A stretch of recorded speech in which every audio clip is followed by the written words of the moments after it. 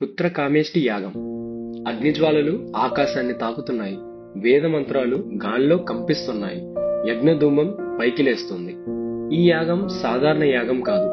ఇది దేవతలను కదిలించే యాగం, విశ్వాన్ని మార్చే యాగం. ఇదే పుత్రకామేష్టి యాగం. ఋష్యశృంగ మహర్షి రాక. వశిష్ఠుల ఆదేశంపై దశరథుడు అంగదేశానికి వెళ్లి ఋష్యశృంగ మహర్షిని తీసుకొచ్చాడు. ఆ మహర్షి శాంత భర్త. శాంత దశరథుని పుత్రిక. ఋష్యశృంగుడు అయోధ్యకు వచ్చాడు. దశరథుడు ఆయనకు పాదాభివందనం చేసి ఆహ్వానించాడు.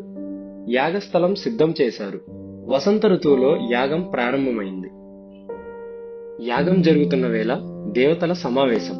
బాలకాండ సర్గ 15. అదే సమయంలో స్వర్గంలో ఒక మహా సంఘటన జరుగుతుంది. రావణుని బాధతో దేవతలు బ్రహ్మ దగ్గరకు వెళ్లారు. రావణుడు అందరినీ హింసిస్తున్నాడు.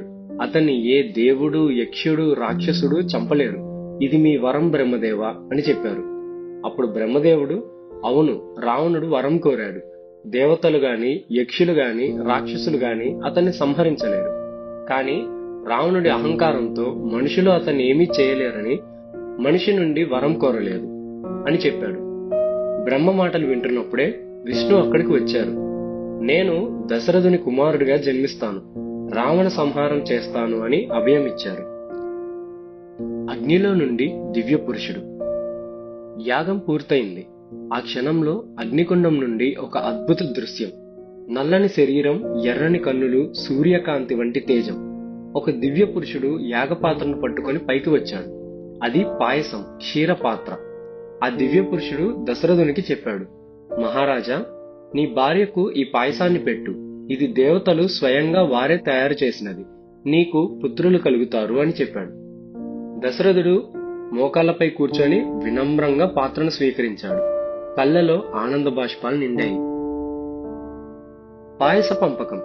దశరథుడు కౌసల్యకు సగం పాయసం ఇచ్చాడు. కైకేయికి అర్ధభాగం ఇచ్చాడు. మిగిలిన భాగాన్ని సుమిత్రకు 2 సార్లు ఇచ్చాడు. నెలలు గడిచాయి. అంతఃపురంలో ఆనందం పెరుగుతోంది. ఆ పాయస ఫలితం 4 దివ్య పురుషులు జన్మించారు. వారు ఎవరు, వారి జన్మ వివరాలేంటి, ఇవన్నీ తదుపరి ఎపిసోడ్లో తెలుసుకుందాం.